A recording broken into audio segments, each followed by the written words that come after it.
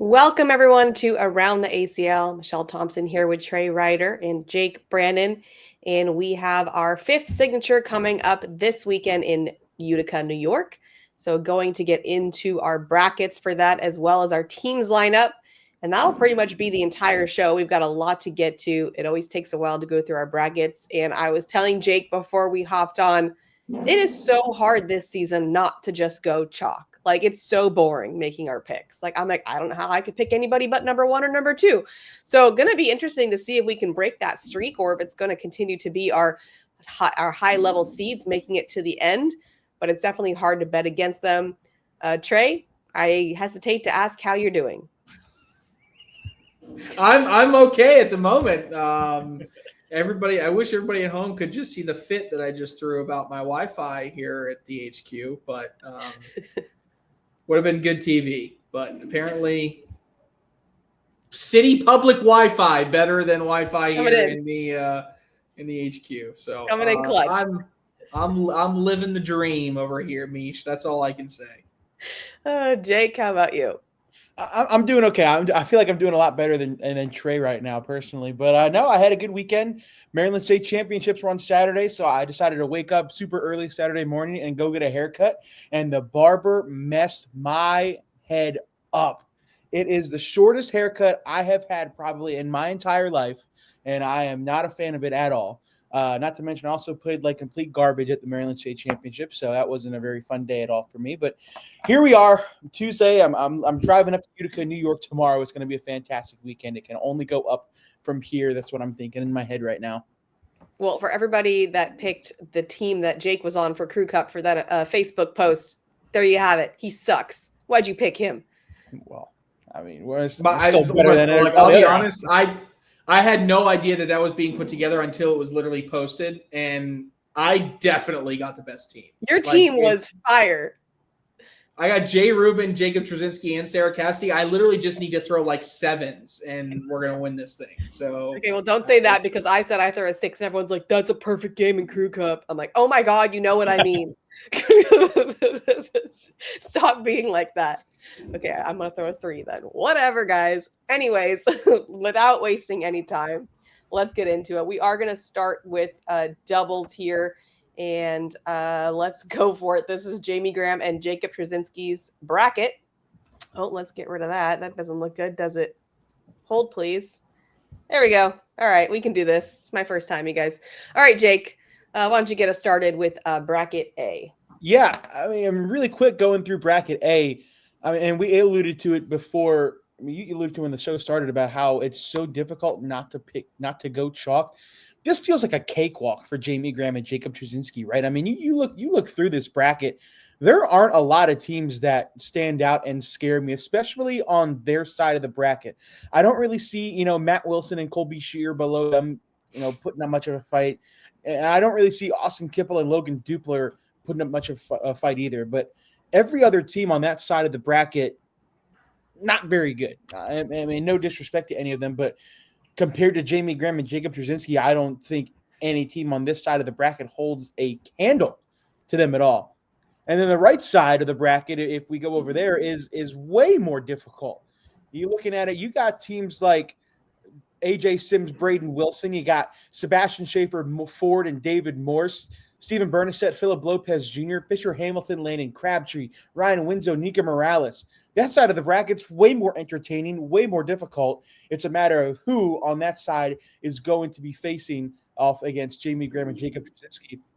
And I really feel like people need to start putting some respect on the team of Sebastian Schaefer, Ford, and David Morse, right? They finished third in their bracket last signature, fourth as signature number 3. They're on a very good tear, and I feel like nobody's talking about them.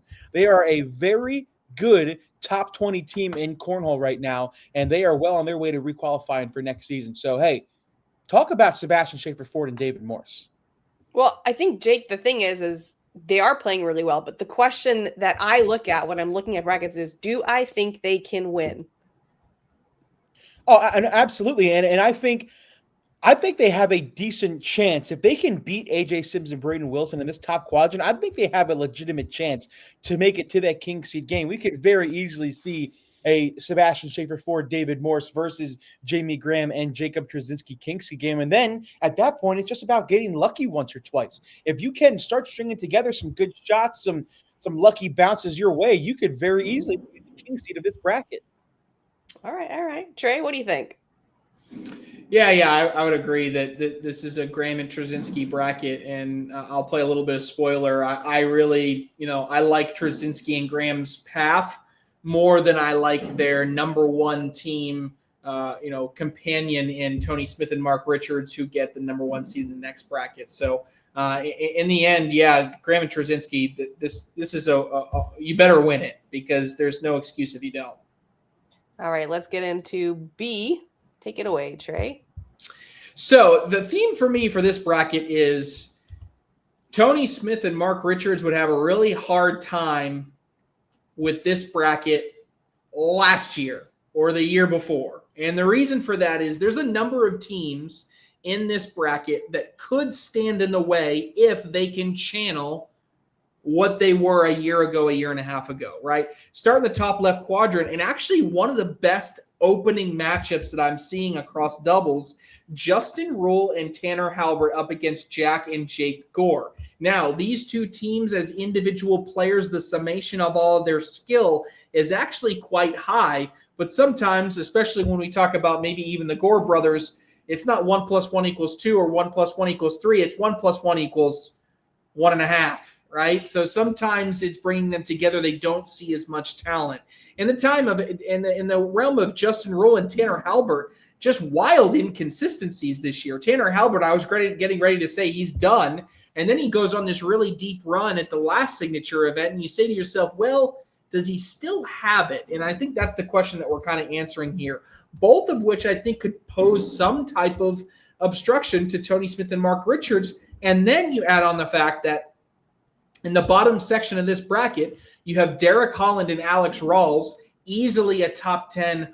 At one point was the number one team in the world last year, right? Hasn't done nearly what they were able to do last year, this year, and as a result, they're a 4 seed. Add on top of that, it was a year and a half ago, almost 2 years ago, we had a world champion in Eddie Grindersley, this time playing alongside Dylan Turpin. So on the left side of this bracket, I'm saying to myself, can somebody get in the way of Smith and Richards? Yes. They just have to play like they've played in the past. As we look over onto the right side of the bracket, I think it's a little bit more of the same, but maybe a little bit of difference in the fact that Matt and Brett Guy sit in the top right section. I got a message from Brett Guy this past week that said, I like your hot take that we're going to do well at the World Championships, but you're waiting too long on us. We win here in Utica. He is feeling as confident as ever, and that's great to hear out of Brett Guy.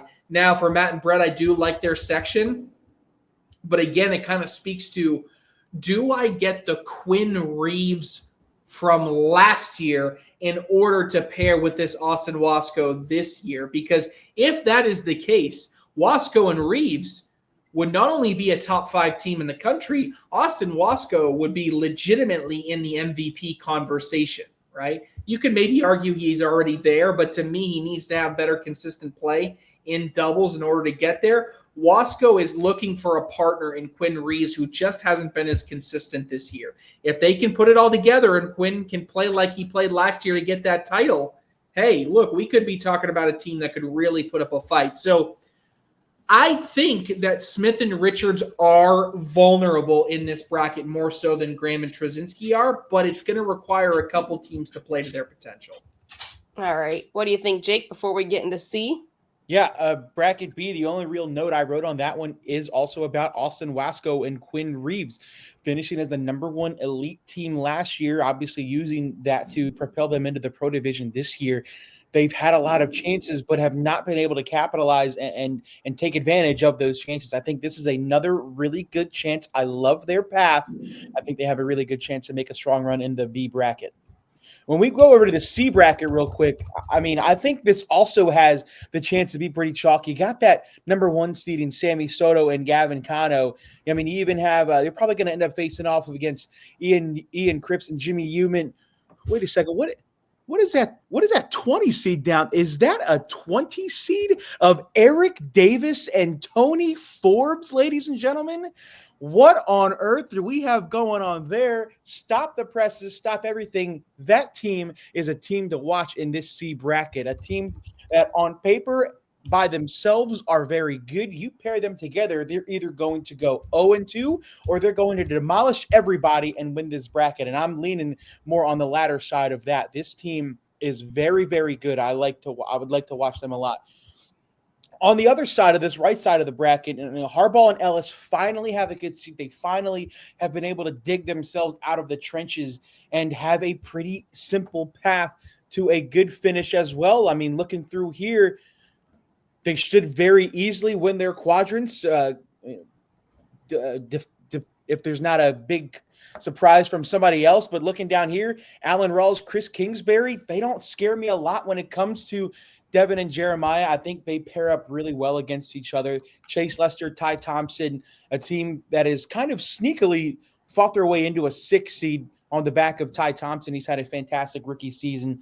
But other than that, man, I think Ryan Windsor, Ryan Wiedenfeld in that 14 seed, they're still trying to dig their way out of the trenches after missing a signature earlier in the season.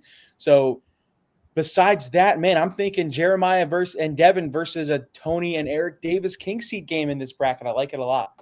Yeah, we were talking earlier. The only thing about Eric and Tony that I have question marks about is the bags, because we all know that Eric is very particular about the bags he throws. He's not one of those players that's like, oh, yeah, whatever, any bag I can do anything with. You know, he's the magician and the bag matters for him. So I'm very curious to see what they walk up to the boards with, or if there's changes in bags. And that's kind of my big question mark there. But what about you, Trey? Yeah, I'm seeing a progression here, and we're even going to see it getting into bracket D. From A to D, you're going to see it be a little bit more wide open who can win. We just talked about how bracket A felt like, look, if Graham and Trzynski don't win, it means, Jacob Trzynski, left his shoe at home and he's, playing with one shoe on and one off. Like he's just, then it goes into, okay, Smith and Richards, maybe we can convince ourselves. This one feels like some legitimate obstruction with Davis and Forbes.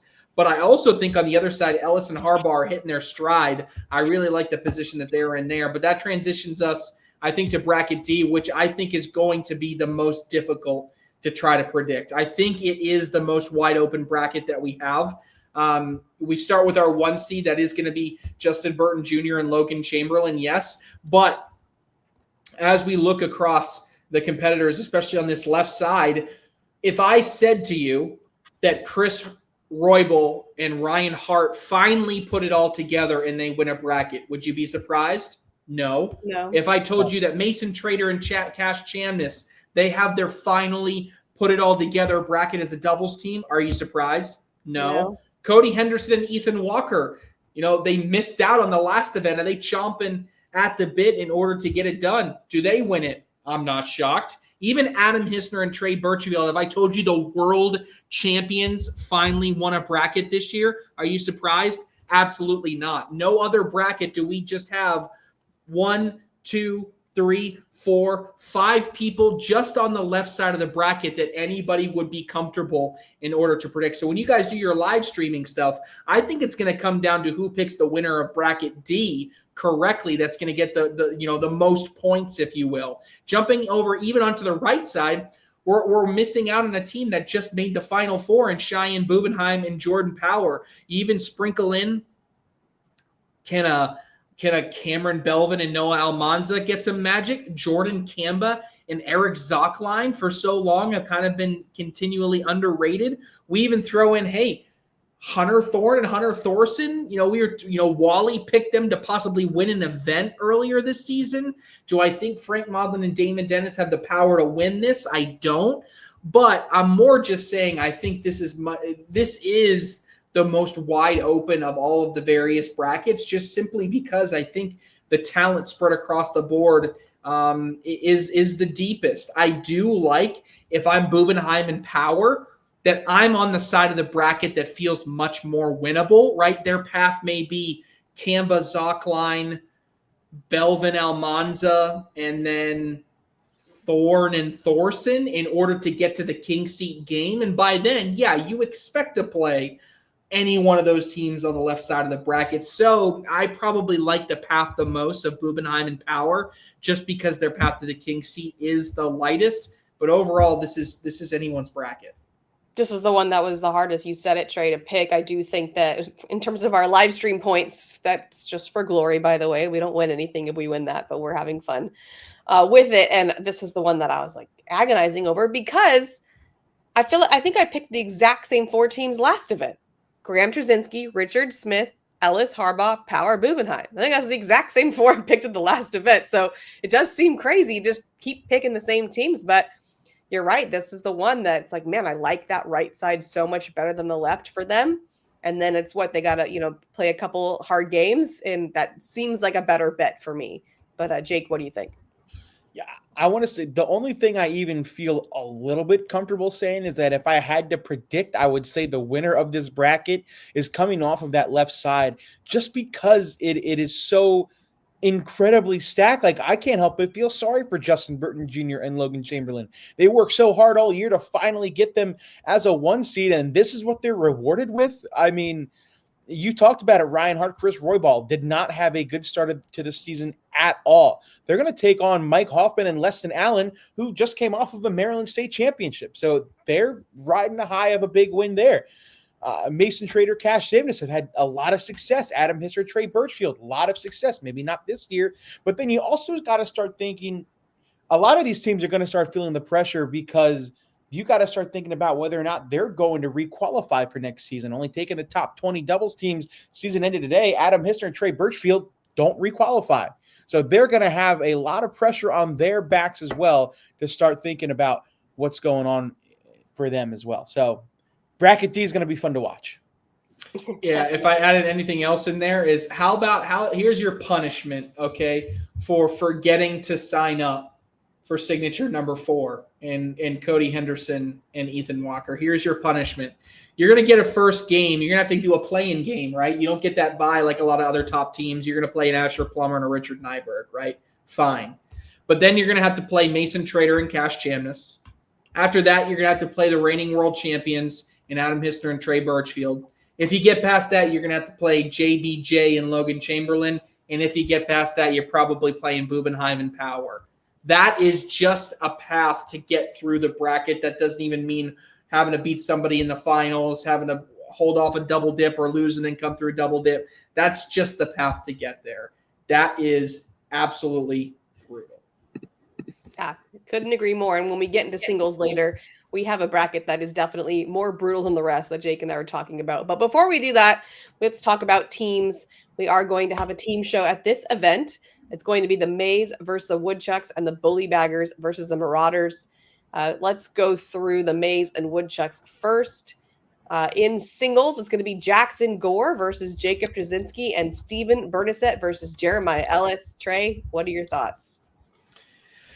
Well, yeah, I mean, sure enough, we start with our singles matches. Gore versus Trzynski, that can have some fireworks. Bernasette and Ellis, that can have some fireworks. But I thought what was interesting is as I was going through and starting to build some of the, the stat packs for this broadcast, what I found interesting, Jeremiah Ellis has not played a singles game yet this year in teams, right? Which I found very, very interesting. Okay, so Jeremiah Ellis is going to come in and play his first singles game on the broadcast court. Now, he's not going to be scared of that opportunity in any way, shape, or form, but I think it goes to show that earlier in the season, they weren't necessarily trusting that Jeremiah Ellis was bringing his best when it came to teams, and now that the heat has really turned up and you're putting him on the broadcast court, they're trusting him to come through and win that. Also very interesting, Jacob Trzynski has a negative 0.4 DPR in teams singles, right?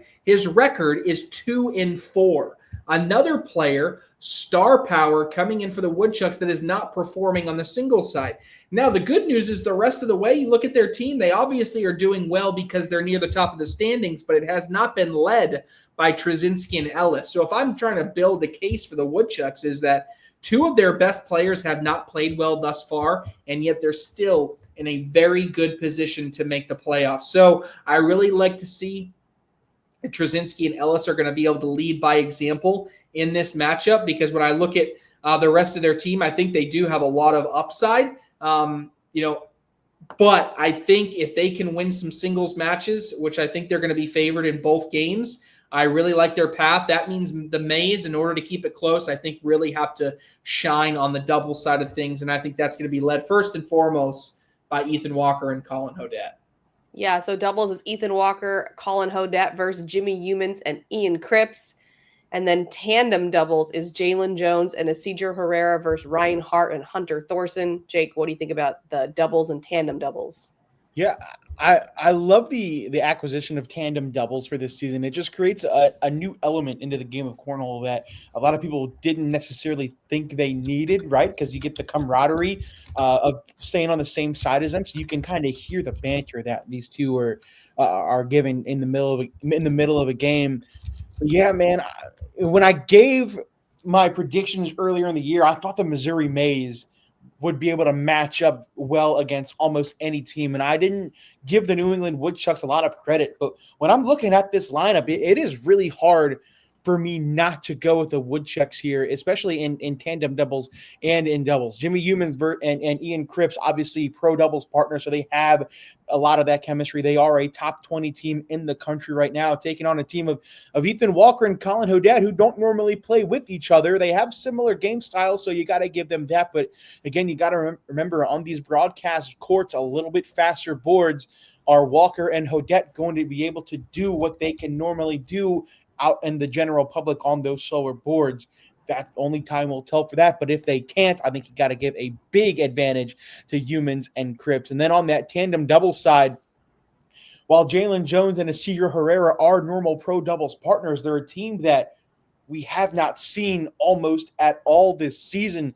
So you almost can't expect them to perform very well, especially in a team like Ryan Hart and Hunter Thorson. You know they're going to be loud, especially in the background with Jeremiah Ellis. Ryan Hart, Hunter Thorson have been playing tandem doubles together a lot this season, and they have a lot of good chemistry as well. So, I mean, I think I got to give another advantage to the New England Woodchucks here, as much as I hate to admit it. Well, then we have our Crew Cup last. That's going to be Dia Lee, Ryan Tucker, Dave Sutton, and Chris Wagner versus Alec Ryan, Maddie McBride, Adrian Johnson, and Alexander Mellick. Trey, what do you think about Crew? No idea. Big old question mark, huh? I mean, look, crew always is that interesting dynamic, right? Because it blends this team chemistry with opportunity, with who's hot now. I mean, it's just really tough. I mean, on paper, I probably like what the Woodchucks are bringing a little bit more. I think there's some upside there, but we've seen Maddie McBride be the highest of highs and the lowest of lows on a broadcast court. Dave Sutton is shockingly like the best statistical player so far this year in teams. So he's just really shining statistically in this format. So does that provide a little thing? Dia Lee, what has happened since her world championship win? She just doesn't look like the same person. So there's just so many question marks, but Crew is going to decide whether some people make the playoffs or they don't. So I really think this makes for an interesting, fifth game.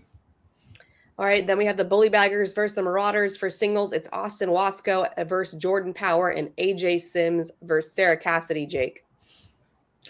I mean, looking at this teams-wise, you have the second best team in the league going up against the second worst team in the league statistically. So I would be very surprised if the Bully Baggers don't win at least 4 of these games. I mean, and looking on the singles side as well, Austin Wasco coming off an incredible final game against Jay Rubin the last time we saw him play, taking on Jordan Power, who can be very good, especially on these faster boards. But we just witnessed Austin Wasco do nothing but run bags for 39 consecutive rounds against Jay Rubin, which just goes to show that he is very much capable of doing that as well. So I think I got to give Wasco a slight edge in this one against Jordan Power.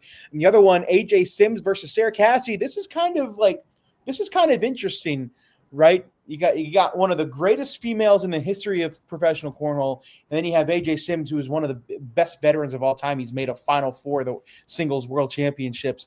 Again, I think these board conditions are going to factor play. I think Sarah Cassidy is a better bag runner than AJ Sims, but AJ Sims, if he can get the momentum and the crowd behind his back, I think he can hang with Sarah Cassidy. And with the being round limited, all it takes is a couple rounds. So I would not be shocked at all to see Texas win both of these first two games.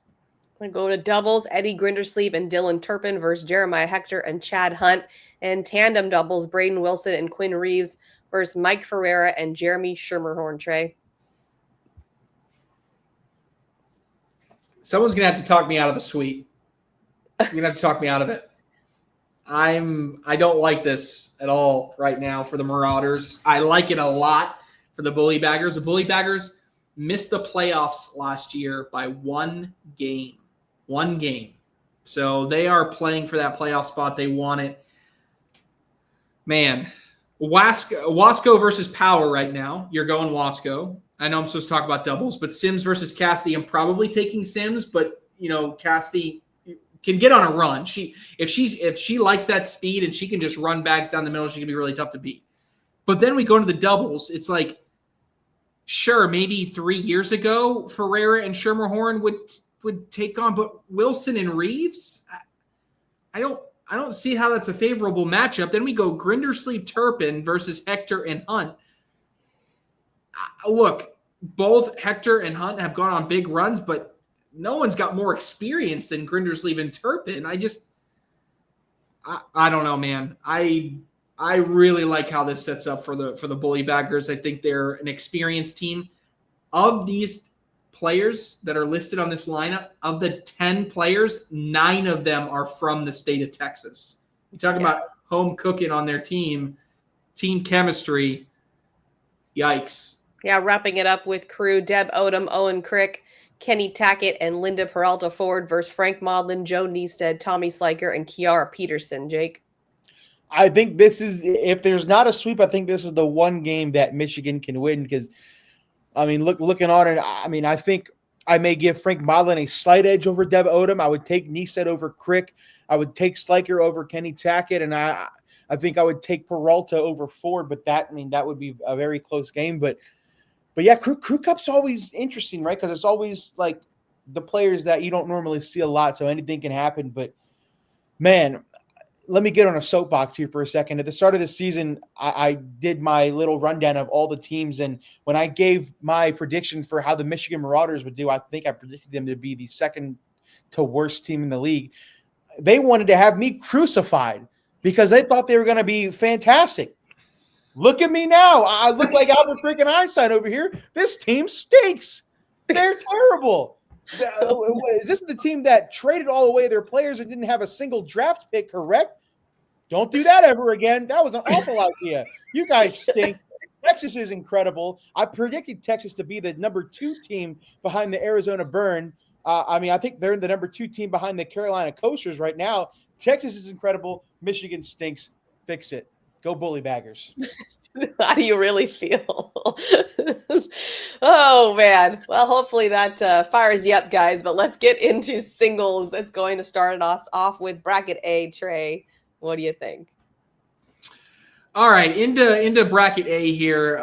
Look, our champion in Jamie Graham right now, our number 1 player in the land is going to hold this down. Now, as if I look to this, look, I don't think he's got necessarily an easy path, right? I mean, I think when you start on having a play-in game to play you of Ryan Wiedenfeld versus Cody Henderson, which, by the way, probably the most brutal play-in game that you could probably possibly put together as far as 2 players going head-to-head, literally just a victim of not going to one of the events and the lack in seeding. They'll catch up after this event, but the winner of that's getting Graham. That's not an easy one. Then you're probably playing Chris Kingsbury.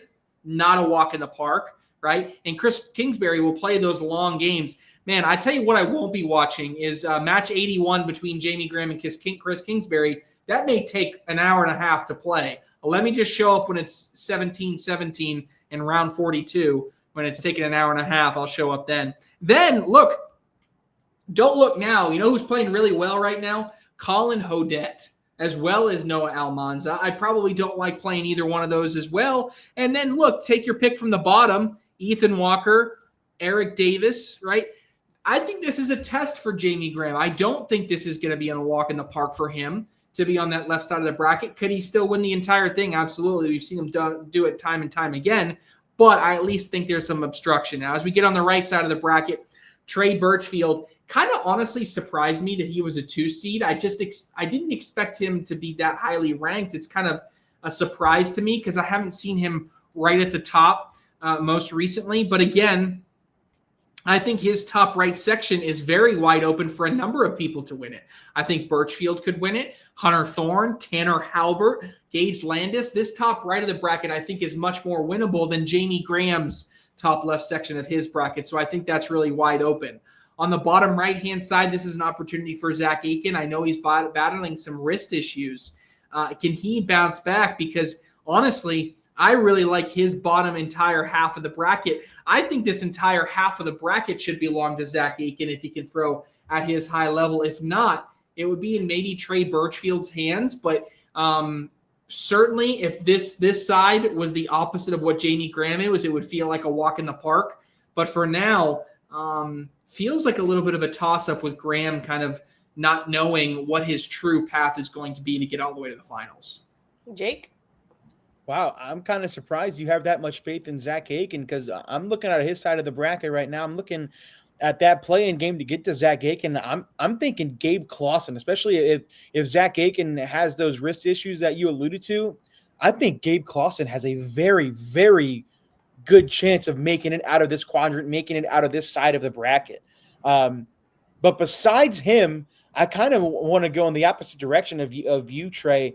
I feel like, again, this is Jamie Graham's bracket to lose just with how good he has been playing. The only person to beat him in the past couple signatures has been Jay Rubin. So you give me a Trey Birchfield, you give me an Ethan Walker, a Zach Aiken, and a Gabe Clausen. I think everybody else besides those four are pretty much battling for higher seeds for the next signature. All right, bracket B. Yeah, bracket B. It was a little strange, right, coming into this one because coming into the season, it was supposed to be coming into this event, it was supposed to be Jay Rubin's bracket, right? But Jay Rubin not here, so that's going to be moved up once. And now Tony Smith, the 1 seed in that B bracket. Right out of the gate, look at this playing game, Trey. You mentioned the first one was tough. We could see a rematch of an incredible bracket final from the last signature in the second round of the tournament between Tony Smith and Justin Burton Jr. Again, Justin Burton Jr., another player, forgot to sign up for singles at one of the signatures earlier and completely tanked his seeding. What is he rewarded with? Having to play Tony Smith in the second round of the bracket. Now, the good news for whoever comes out and wins that game, I think you have a pretty simple path, right? You're going to have some tough challenges. Like you may have to face Alan Rawls in that match 81. If you win that, you're probably going to have to face Adam Hissner, who has had a good season on the singles side, but those are all winnable games. I mean, you look further down here, there's nobody that really scares me a lot down here. I mean, maybe Colby Shearer has another good singles run. Maybe Brett Guy has another good singles run. But other than that, not a lot of people on that right side scare me if I'm Justin Burton Jr. or I'm Tony Smith. If we go over to the right side of the bracket, however, I mean, Matt Guy and Meesh, you and I were kind of talking about it before we went live. This is really Matt Guy's whole quadrant to lose because I don't see him losing to Lori Dool or Jason Frady. I don't see him losing to Zach Akins or Steve Schrader. You go down here, Philip Lopez Jr. could put up a little bit of a fight. We don't know what kind of Ryan Trader we're going to get because he's kind of been an oddball all signature season long. The real question mark comes down to this bottom right quadrant with Devin Harbaugh, Ryan Windsor, Justin Rule, and Alex Rawls. Now, Alex Rawls had a fantastic run last signature, losing to Gabe Clausen in an incredible match that Trey, you and Anthony called while I was taking a Jake break. But besides that, I mean, I think Alex Rawls has a really good line. I think we're kind of setting up a Devin Harbaugh versus Alex Rawls match 108 on that bottom right quadrant, with the winner getting Matt Guy. I think those are going to be some pretty cool games. But for me, it's 4 guys. It's Tony Smith, Justin Burton Jr., Matt Guy, and Devin Harbaugh. Trey? Yeah, I would agree. I would just say, it might even be Matt Guy's entire half of the bracket to win, just because when I look at who is a guy that's gonna beat Matt Guy, you're not gonna beat him running backs, right? And so if that's the case, we know the top right section, but who in this bottom right section is gonna be able to come all the way through and actually prevent Matt Guy from doing what he does best? I don't like a Harbaugh matchup against Guy. I like Harbaugh against a lot of people. I don't like Harbaugh against Guy. And then maybe an Alex Rawls, but Alex Rawls would have to be a complete 180 into the way he's been playing over the past couple of weeks. To me, I really like Guy on this right-hand side. Yeah, and Alex Rawls is a blocker. So, I mean, if the boards are, it's hard because, we're in a cold venue, right? But we're also in New York. I don't know if you guys looked at the weather, but it is rainy and hot. So humid outside, but cold building. So I actually don't know what kind of board conditions we're going to get. It'll be interesting. All right, bracket C, Trey. Yeah, look. I'm gonna preface this right now. If Tony Forbes wins this bracket, just give him performance of the year, okay? Because he's gonna have to beat Tony Mayball, not a slouch, in the first round play-in game. Then Austin Wasco, then Jacob Gore, then Jacob Trzynski, then maybe Cash Chamness or Steven Bernasset, right? That's just to get to the king seat, folks, right? We're not even talking about what waits him on the other side. Oh, Gavin Cano probably on that side, maybe Cheyenne Bubenheim. I mean, it's going to be a brutal performance, right? I really like Tony Forbes. I like the way he's playing. But right now, it's just a really tough path. That's because I think Austin Wasco is playing one of the best out there right now. But that same path, aside from the playing game, also applies to Austin Wasco. So as much as I like the way that he's playing right now, I just don't think I can pick for sure that Wasco is going to continue this run. That opens it up to a lot of other people.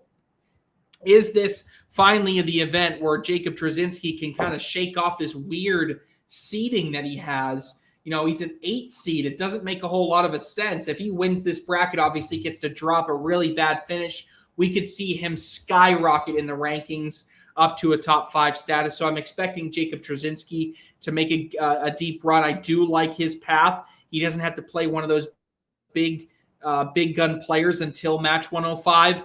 Also on his side, this bottom half of the bracket, hey, is this an opportunity for Damon Dennis to go on a little bit of a run, or a Steven Bernasset, right? Cash Chamness, we saw him make a deep run. There's just a lot of volatility. Anytime you talk about a 9-year-old playing and the way that he approaches the game, it's just very unpredictable. So if I'm looking for anything that is predictable, maybe it is that bottom section. I love that first round game, by the way, between Dylan Turpin and Damon Dennis. As we jump over to the right side, yeah, this is an interesting matchup between two. You have Gavin Cano and Cheyenne Bubenheim both in a quadrant. To me, that makes it really difficult in order to predict who comes out of there. And I think it's because both players, sometimes you just don't know if they're on their top level game, right? If they are, they can be some of the best in the building, probably lean towards Cano in that instance. In the bottom, kind of in the next couple sections, Mason Trader, what does he bring? Quinn Reeves versus Josh Quinn. Sneaky, brutal match. Jake wants to pick Josh Quinn to win a bracket again and see him lose in the first round to Quinn Reeves. But then you go on, what do we get out of Jack Gore? Does Logan Dupler forfeit his way out of a tournament again? I don't know what goes on in the mind of Logan Dupler. That kid's just, I'm not even going to say it. He's just kind of out there. So Chris Roybal, Kobe Costanza. What do we get out of Alex Hicks? Again, this right side of the bracket, if you get outside of the top right quadrant, I think is very much up for grabs. But I think ultimately whoever wins this right side is going to come down to Gavin Cano versus Cheyenne Bubenheim. I was trying to think we always say B for brutal, bracket C is crappy. It just, in the sense that it's got so much talent in it, not like bad players, but this is a tough bracket, Jake. Yeah, there's always one, right? I feel like every signature, there's always one bracket that is much more loaded than any others. And it is Absolutely by far the C bracket. I mean, let me just go through this real quick. Obviously, Austin Wasco, Tony Forbes, Tommy Slaker, Jacob Trzynski, Cash Shamness, Stephen Burnstead, AJ Sims, Dylan Turpin, Damon Dennis. These are all players on one singular side of the bracket who have had at least one good singles run so far this season. I mean, you talk about wide open, and then again, you go over to this right side, Trey alluded to.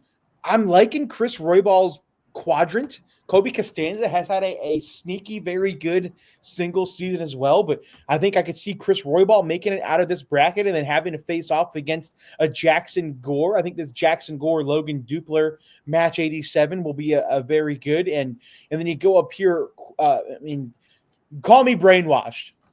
I'm telling you, 4 months ago, Josh Quinn was a top 30 player in the country, and I think he can get back there. I'm telling you, man, if he can get past Quinn Reeves in this first round, I'm telling you, Josh Quinn is going on a long run, and he's not going to lose in the first round. I'm telling you guys, look out for Josh Quinn.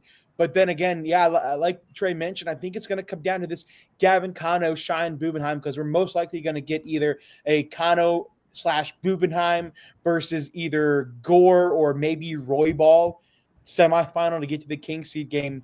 And then it's going to come down to whether or not Austin Wasco can back up his singles performance in Fort Worth, Texas with another good one here. I just want to make sure that we're on the same page here. So Josh Quinn is going to beat Quinn Reeves. Then he's going to beat Mason Trader. Then he's going to beat Jimmy Humans. Then he's going to beat Gavin Cano. Then he's going to beat Jackson Gore. Then he's going to beat Austin Wasco. I just want to make sure we're on the same page. I have seen crazier things happen, Trey Ryder. I have seen it. Believe it. I love Josh Quinn. He's a Winthrop boy. I see him all the time. Is he? I heard some banging in there with on the boards. Was he in there practicing earlier? Tell him to get his. Not a chance. He's on summer break. He ain't practicing at all. That's what I'm saying. You're picking these guys when they're not. You're picking these guys on summer break when they're sitting at home eating Doritos instead of up here practicing. So or they're in their backyard throwing 9 hours a day. You never know. You never know. Well, they should be doing if you're on break. But all right, bracket D, Jake. My turn for bracket D. Well, this one's a little bit more tame than bracket C, right? Because looking on this left side, you got Sammy Soto as that 1 seed. This is a 1 seed that has a legitimate pure chance. I would be very surprised if he does not win this quadrant. I mean, I'm looking at maybe a Ryan Smith who is looking to do something on the singles side. Have not heard his name a lot on singles as well. So I like to see Sammy Soto win this quadrant. You go down here, Jordan Power is a little bit of a question mark. I know he has the capabilities of going on big runs. The question is, will he, right? And then you got David Morse up in that 9 seed. David Morse has had a sneaky single season. Very good year with him and Sebastian Schaefer-Ford as well. About a big surprise upset, Jordan Kamba sitting at a 40 seed. He's a world champion. Jordan Kemba has what it takes to make a good run. I like to see it happen. Riker Wells has won a bracket at the Signature, had another good run a few events ago, and continues to not only surprise us, but surprise himself because he doesn't expect to make him make very far runs at all. You keep scrolling down here in this quadrant. Braden Wilson, not a lot of people talk about him on that single side. He's a 12 seed. And then you got Logan Chamberlain in that 5 seed. I feel like we're expecting more from Logan Chamberlain, especially after the good singles season he had last year. So I really need a good finish out of Logan Chamberlain on that left side. He has a legitimate chance to make it out. We move over to this right side, though. Again, kind of wide open only because there's not a huge name except for that 2 seed in Mark Richards. You take him away, it's really a question of who is he going to be facing, because there's a lot of good names down there. You got Ty Thompson, singles champion. You got Frank Verona, who has had a couple good singles runs. You got Derek Holland down here in this 6 seed, who has had a couple of very, very good singles runs as well. But then you got Jeremiah Ellis as that 7 seed. Fisher Hamilton up there as a 26 seed. He needs to make a good run or he won't qualify in singles or doubles. Besides that, this Mark Richards versus Jeremiah Ellis match 107 in bracket D is going to feed families, and I think it is probably a bracket final as well. So bracket D going to be fun, but I think it's all Mark Richards, Jeremiah Ellis on that right side, Trey. Yeah, I don't think it's actually as open as you say, Jake. I think it's Jeremiah Ellis, Mark Richards, and Derek Collin, right? Well, you never know, surprises. I don't love Mark Richards' path, guy. Maybe I'm. Look, he's going to have to play in his first game, probably Ryan Hart. Are you with 100% certainty telling me Ryan Hart's going to put out a C+ game? I don't know that for sure. He could be Ryan Hart of last year, and then he's got one game he'll win, and then he's got to play Jeremiah Ellis, and then he's got to play either Ty Thompson or Derek Holland. If Thompson's in that game, it means we're getting the same Thompson from a couple events ago, which is scary. And then in the final, in the king seed, he's got to play probably Sammy Soto. I don't know. I don't love that back-to-back hit of what he's going to have to go through to get there. It's going to be a long day, I think, for Richards in order to do that. But it's certainly possible. I got a sneaky pick for this one. I don't know. I saw some really good progress in the last event. I love what I'm seeing out of Jordan Power. Can he sneak in there? He's got his section. I think he's the best player in, and then he's going to have to go against Sammy Soto. But if he does that, I think he beats anybody else in the bottom half of the bracket, including Chamberlain. I don't think Power is a good matchup for Chamberlain, and I don't know. I like the run for Jordan Power here. I like it. All right. Getting us back on track here. All right, so that is all of our brackets, doubles and singles. So now we are going to move into our hot takes. And Trey, what do you got? Appropriate for what I just said. The last player I named, I'm anticipating.